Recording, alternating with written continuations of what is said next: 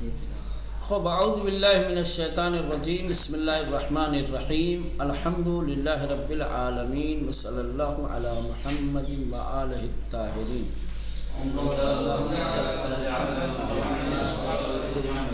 خب پہلا سبق پڑھ رہے تھے جس کا عنوان تھا یاد خدا. اے نام تو بہترین سرآغاز، اے وہ کہ جس کا نام بہترین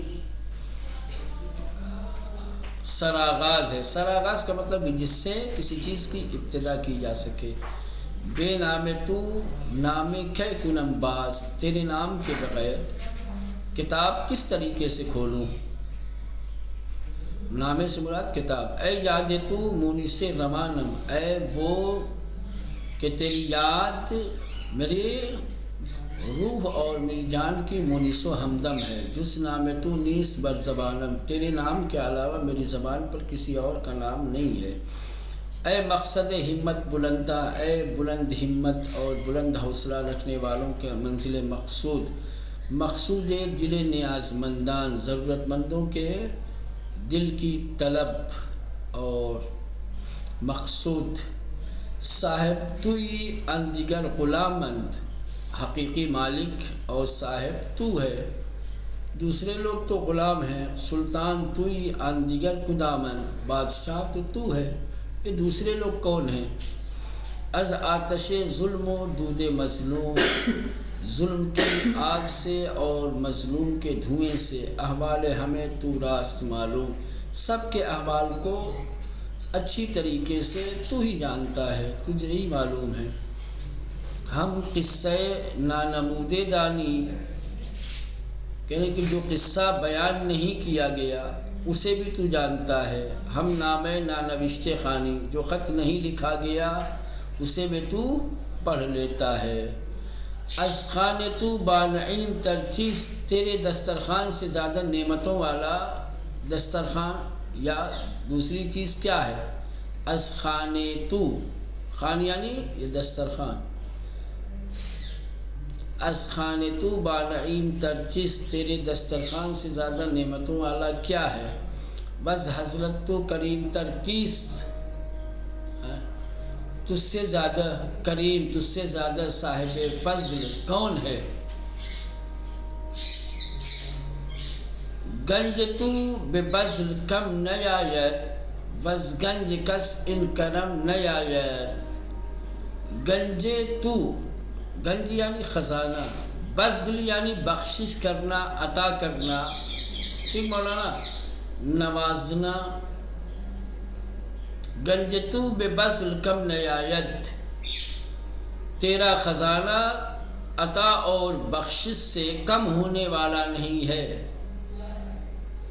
ٹھیک. گنج تو تیرا خزانہ بے بذل، عطا اور بخشش کی وجہ سے، کم نیاید کم ہونے والا نہیں ہے.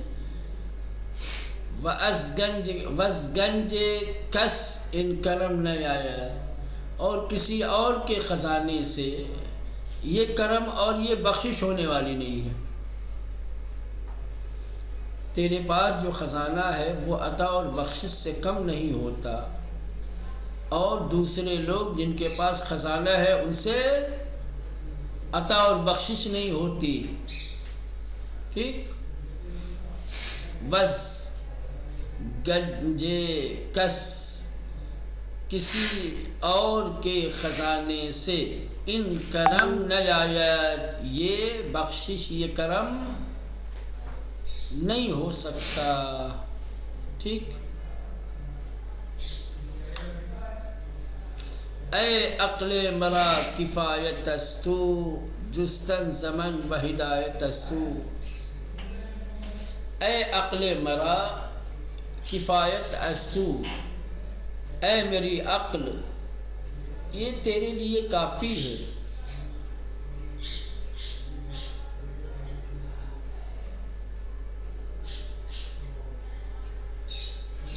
یا ایسے بھی کہہ سکتے ہیں اے عقل مرا کفایت از تو، اے میری عقل یا اے مجھے عقل دینے والے تو میرے لیے کافی ہے. سمجھ رہے ہیں. اے عقل مرا، اے مجھے عقل دینے والے، اے مجھے عقل عطا کرنے والے، عقل سے نوازنے والے، کفایت از تو میرے لیے کافی ہے، جستن زمن، جستجو اور تلاش میرا کام ہے، میری جانب سے ہے، ہدایت از تو، اور ہدایت تیرا کام ہے۔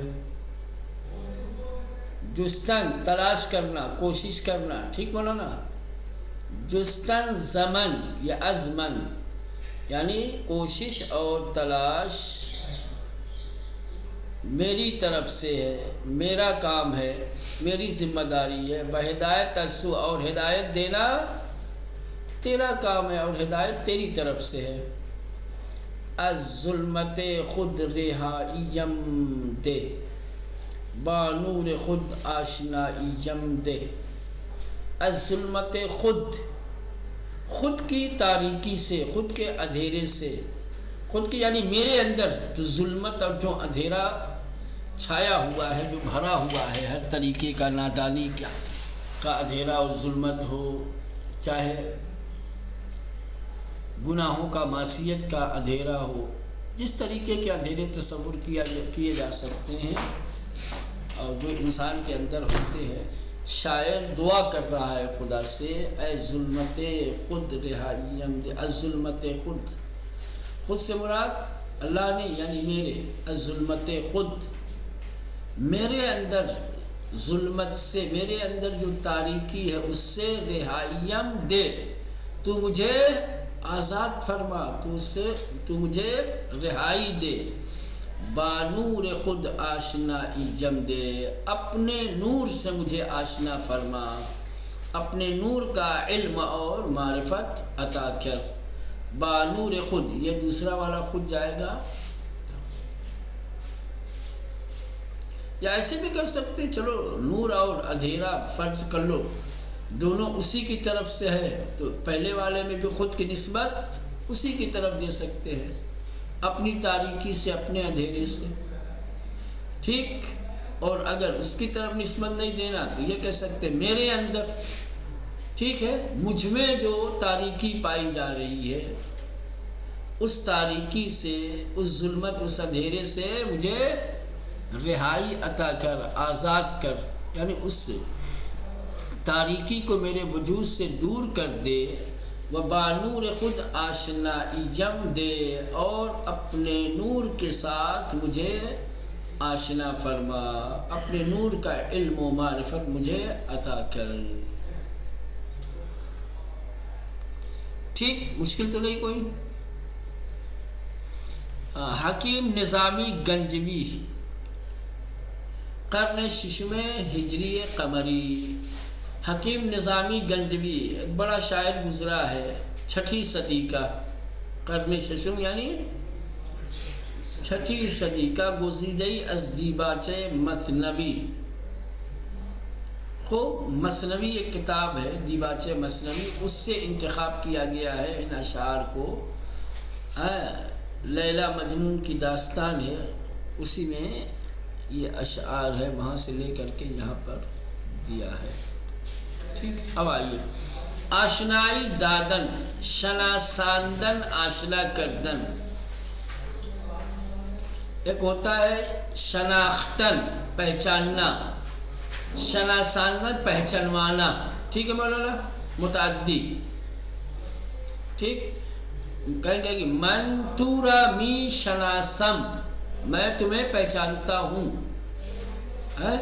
میں تمہاری پہچان کرواتا ہوں۔ من شمارا شناساندم، میں نے تمہاری پہچان کروائی، ٹھیک ہے مولانا۔ ہاں، شناختن پہچاننا، شناساندن پہچانوانا، آشنائی دادن آشنا کردن آشنا کرنا۔ ان دیگر یعنی دیگری، ان دیگر یعنی دیگری یعنی دوسرے، دیگری یعنی دوسرا، دوسرے۔ با نعیم تر، پر نعمت تر یعنی زیادہ نعمتوں والا، با نعیم تر، با پر نعمت تر، ٹھیک ہے نا۔ مزید نعمتوں والا، زیادہ نعمتوں والا. بذل دادن، بخشیدن، عطا کردن. بذل یعنی دادن دینا، بخشیدن بخشنا، عطا کرنا. بلندان انسان ہے بلند ہمت و عالی مقام. بلندان وہ لوگ کہ جو بلند ہمت ہیں، جو بلند مقام اور مرتبہ رکھتے ہیں. عالی کے مطلب بھی ہوتا ہے بلند. جستن یعنی جستجو کردن. ٹھیک، جستن جستجو کردن، تلاش کرنا، ڈھونڈنا، تحقیق کرنا. خوان سفرہ غذا. خوان یعنی کھانے کا دسترخوان، جس کو ہم لوگ دسترخوان کہتے ہیں. خوان یعنی دسترخوان، سفرہ غذا جس پر کھانا پروسا جاتا ہے، جس پہ کھانے چنا جاتا ہے. دیباچے یعنی مقدمے. شرحی کہ در اول کتاب نوشتے می شود. آپ نے دیکھا ہوگا تمام کتابوں میں کتاب کے اصل مطالب کو بیان کرنے سے پہلے 1-2 ورق، آدھا ورق کیا ہے، ایک مقدمہ لکھا جاتا ہے، ایک شرح لکھی جاتی ہے، اس کتاب کے بارے میں معلومات دی جاتی ہے. اس کو کہا جاتا ہے دیباچہ یا مقدمہ. ٹھیک، ہاں، یہ فارسی جو آپ پڑھ رہے ہیں اس میں بھی ہوگا. آپ دیکھیں گے تو پہلے ورق پر کچھ نہ کچھ ہوگا.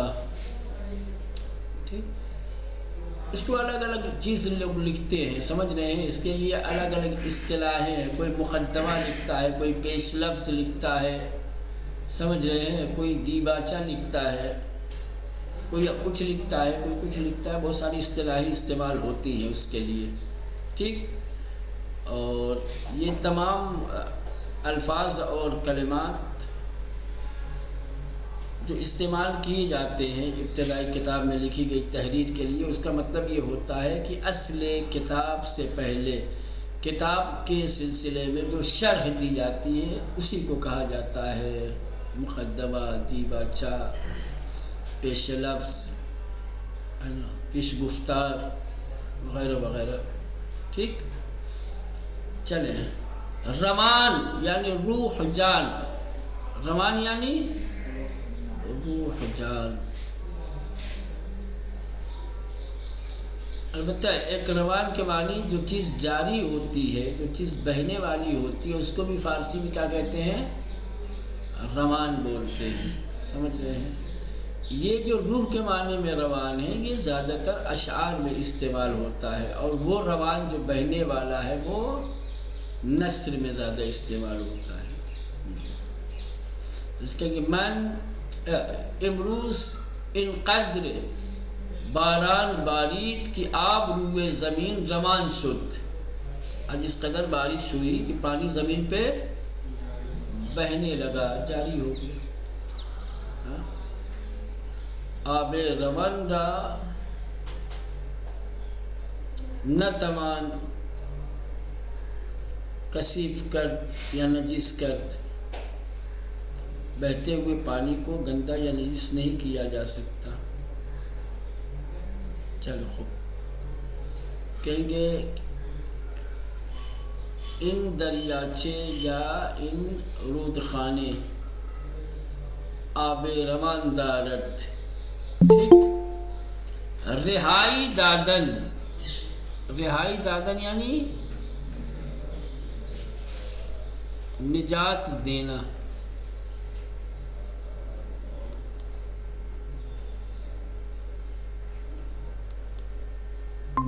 رہائی دادن یعنی نجات دینا. یہ کام نہیں کرتا کیا خوب صحیح.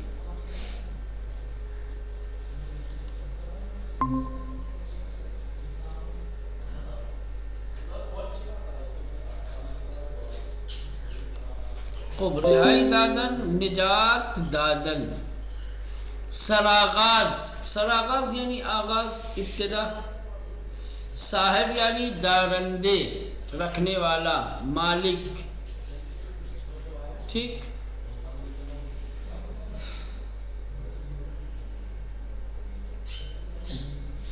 ظلمت یعنی تاریکی، اندھیرا. غلام یعنی نوکر، مملوک، خدمتکار. مردی کی در قدیم به عنوان برده خریداری میں شد. وہ آدمی کہ جو قدیم زمانے میں بردے کے عنوان سے خریدا جاتا تھا. بردے. و برائے صاحب و اربابش کار بھی کرد، اور جو اپنے مالک کے لیے کام کرتا تھا، یعنی وہی نوکر، غلام، بردے. قصہ نانموده یعنی داستان بیان نشده، حکایت بازگو نشده.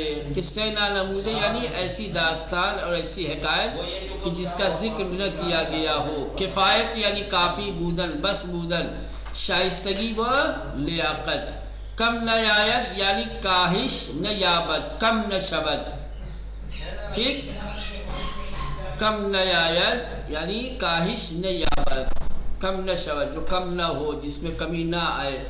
مقصد یعنی ہدف، قصد، نیت.